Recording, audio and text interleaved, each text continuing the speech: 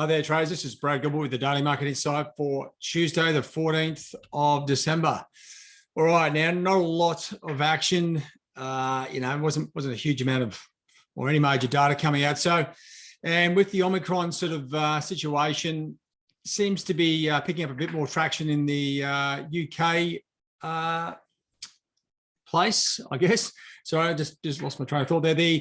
So big increase of Omicron across the UK, putting pressure on the political parties to sort of come out and try and manage that. A little bit of softness there, but really the whole situation around that geopolitical event is just disrupting the, as I said, the natural flow of the currencies.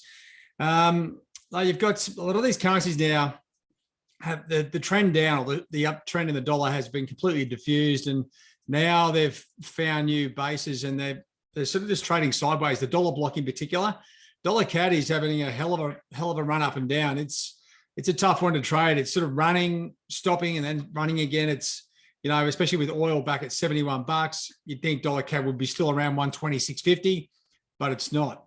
Right? The dollar Swiss sideways, dollar yen sideways. There's not too much to get overly excited about. As it is, we're only just coming into Tuesday in Asia, so it's not like things have really kicked off.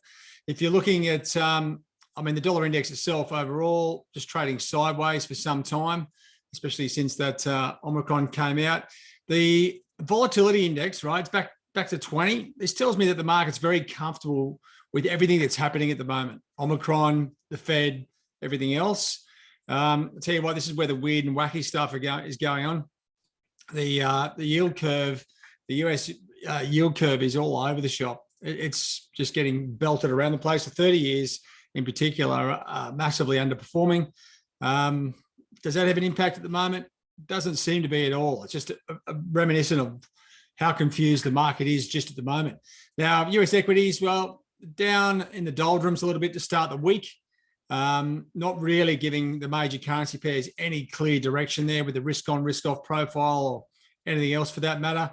So really, we're at a stage of the week where you just need to sit back and wait and see what's happening. We've got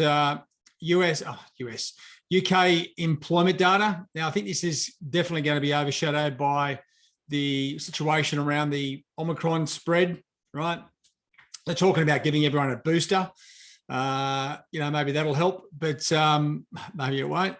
We'll soon find out over the course of time. So you got the UK employment numbers, a huge number of variables coming out. It's not too different to or indifferent to the US non-farm payrolls, but not as violent. But as I said, with the geopolitical event hanging over the market, it may be completely diffused.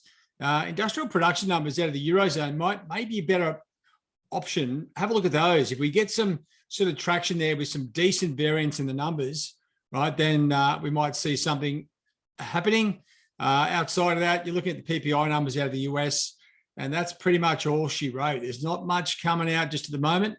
Of course, if you just scroll down, we've got plenty more action coming out Wednesday, Thursday in particular, right? You get UK and Canadian CPI data due to come out later this week, US retail sales, and of course the Fed meeting, right?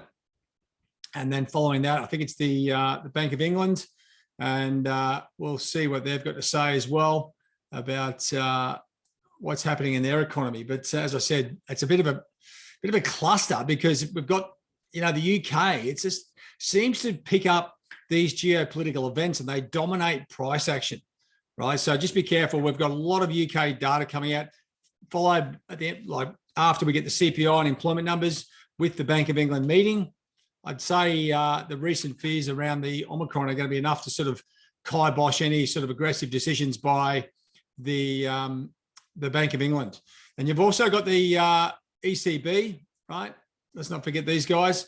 We'll see what they've got to say as well. So with these central bank meetings coming up later in the week, you're really sitting on your hands for the moment because the market will not go until they find out more information from the central banks themselves. All right, guys, that's it from me. Have a good one. Cheerio.